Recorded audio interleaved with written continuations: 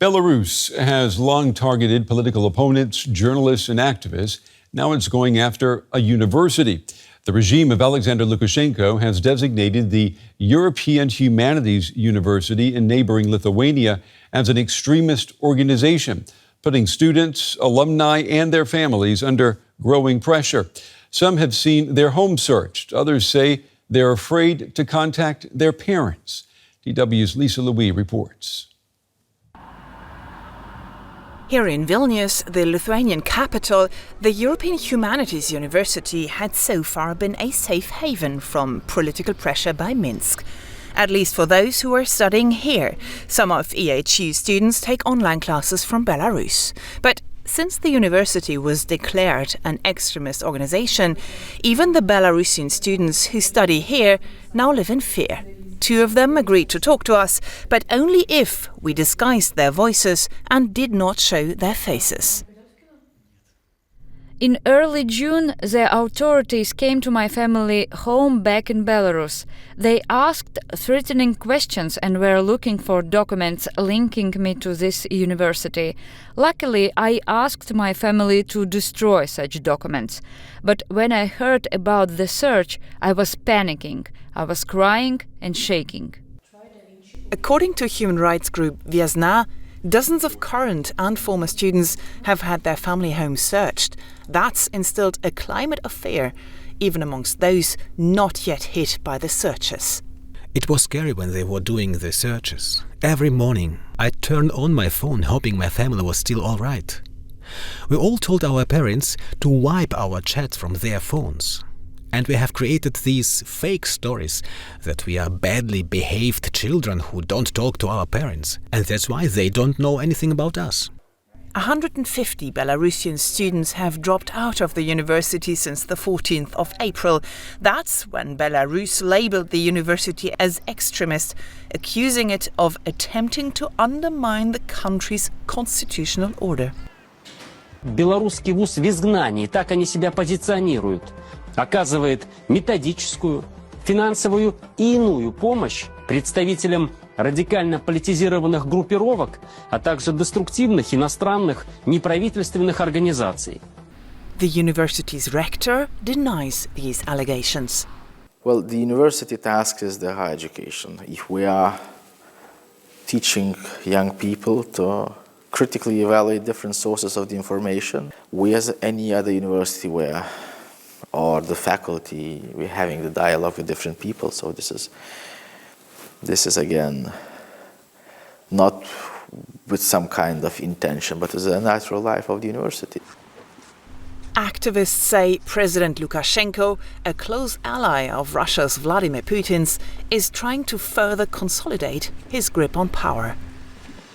The authorities continue a campaign of repression that has effectively escalated into terror against specific segments of the population deemed hostile to the state.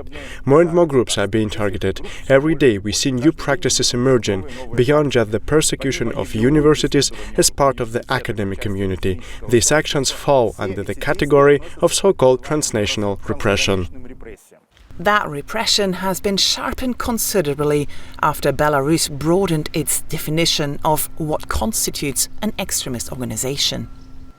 Alexander Lukashenko has been using this label against civil society actors to stifle dissent and opposition.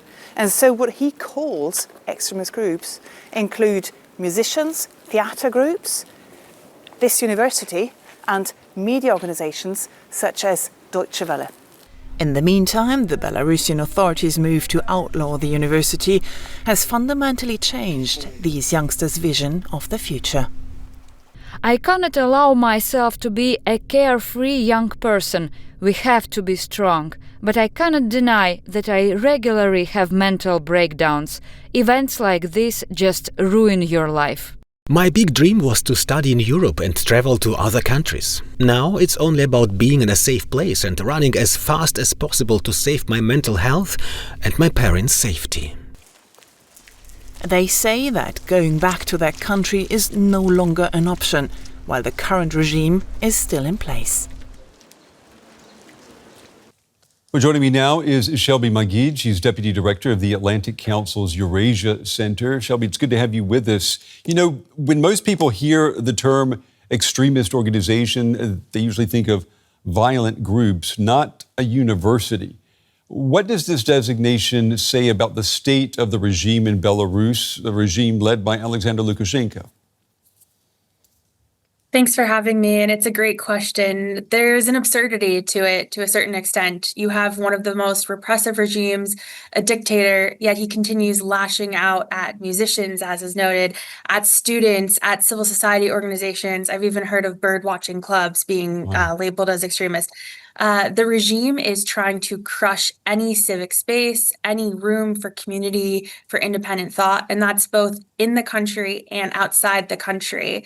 And so this desperation is shown by acts like this, going after the university and trying to put fear into Belarusians at home and abroad.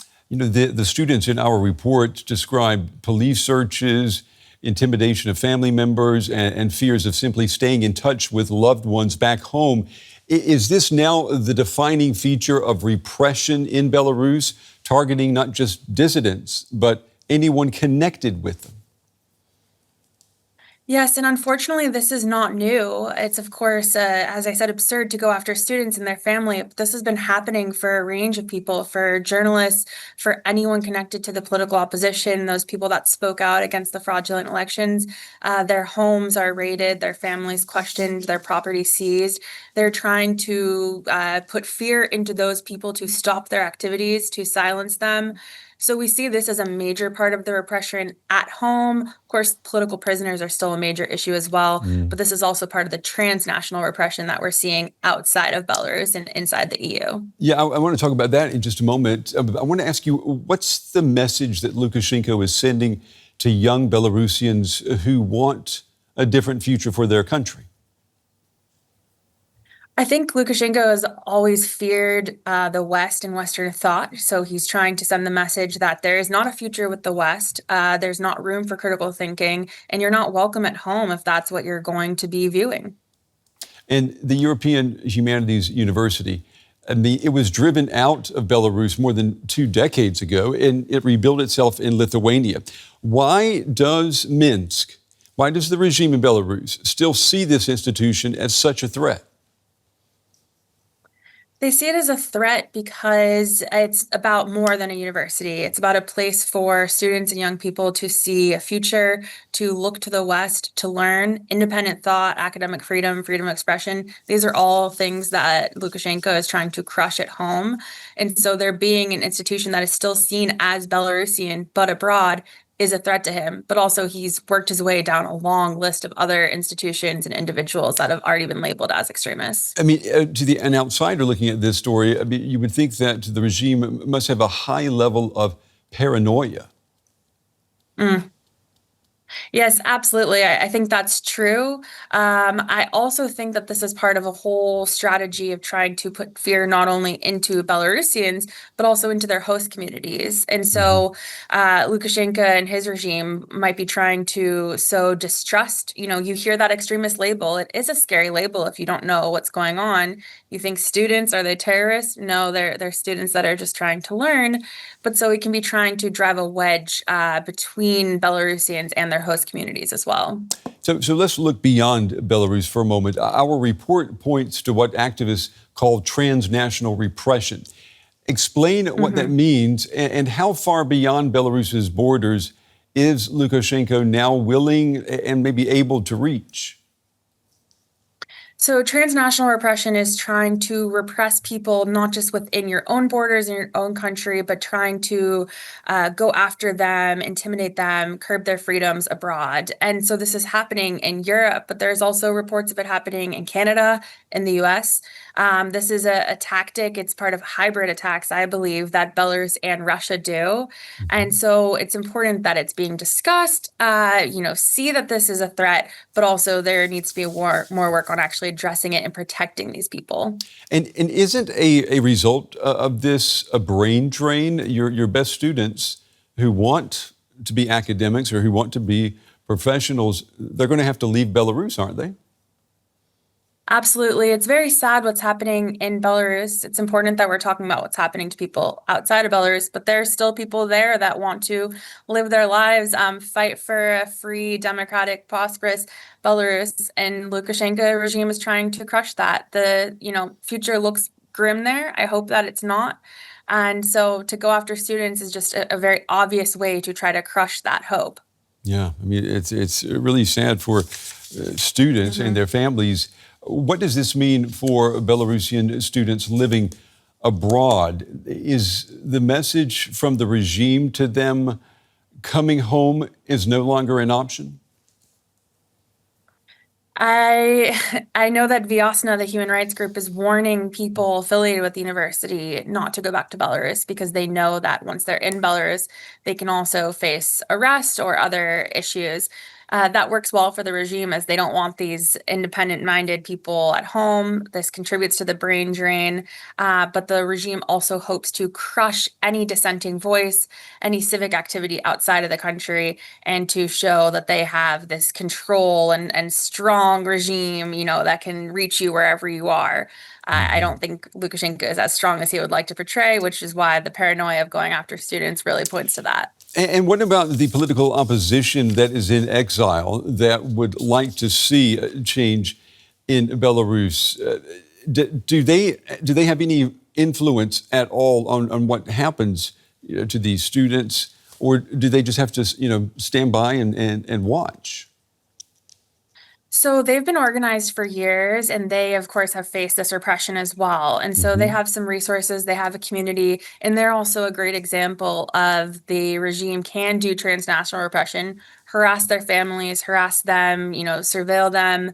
And yet they're not able to crush these voices. There are still people that are fighting for a future for Belarus. And so they're together working, and, they don't always agree, but they're trying to work on this future. And it is great that they are in the EU, in Poland and Lithuania largely. And so I know they have some tactics, but they could certainly use more support. Okay. Shelby Magid, good to have you on the program. Good to get your insights on this story Thanks that I for think having will me. surprise a lot of people as well. Thank you. Yeah.